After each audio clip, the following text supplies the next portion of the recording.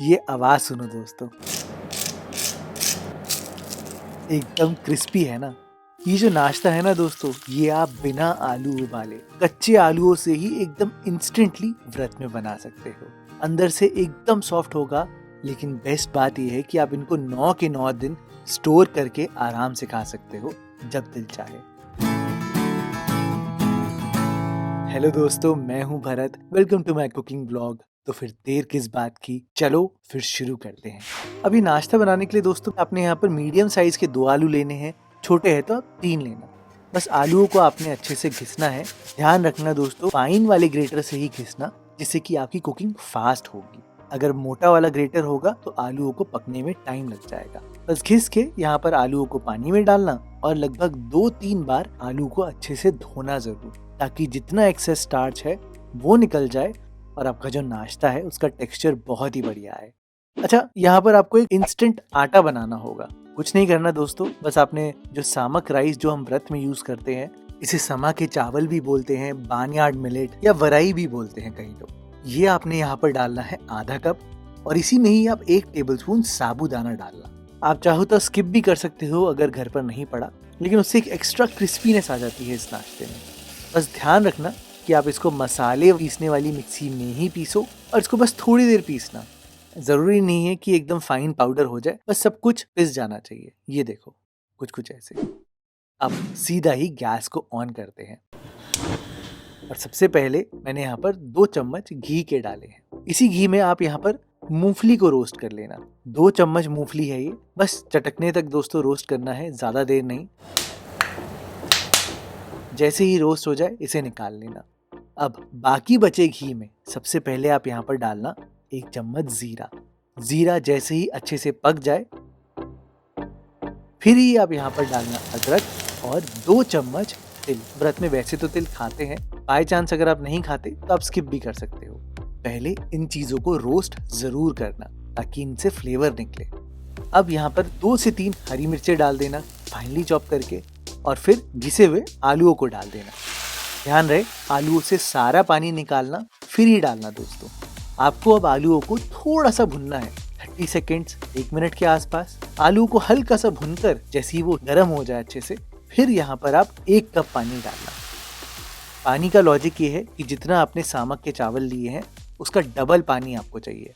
इसी टाइम पर आप यहाँ पर 1 चम्मच सेंधा नमक डाल देना, काली मिर्च फ्रेशली कूट कर डालना, और इन सारी चीजों को अच्छे से मिलाकर ढक्कन लगा देना।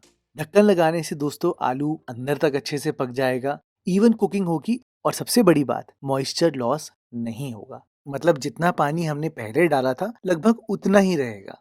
अब देखना दोस्तों, ढक्कन खोलने के बाद बहुत इंपॉर्टेंट पॉइंट है इस रेसिपी का। मैंने फ्रेश धनिया तो डाल दिया है, उसको अच्छे से मिला दिया है। फिर आप गैस को अब बंद कर देना। ध्यान रहे दोस्तों, जब आप यहाँ पर आटा मिला रहे हो तो गैस बंद होना चाहिए। सारा आटा आपने एक साथ नहीं डालना, थोड़ा सा आप डालना, उसको पहले अच्छे से मिलाना। ये सारे स्टेप्स दोस्तों मैंने इसलिए करे हैं ताकि आपको बनाने में कोई दिक्कत ना हो, गुठलियां बिल्कुल भी ना आए। धीरे धीरे करके सारा आटा मिल जाएगा। फिर आप यहाँ पर बाकी बचा हुआ आटा डालना, इसको अच्छे से मिलाना, और जैसे ही ये पूरा मिल जाए तो सबसे पहले तो आप यहाँ पर जो मूंगफली है उसे थोड़ा सा कूट के डाल देना। मैंने मूंगफली को थोड़ा दरदरा रखा है ताकि टेक्सचर बढ़िया आए।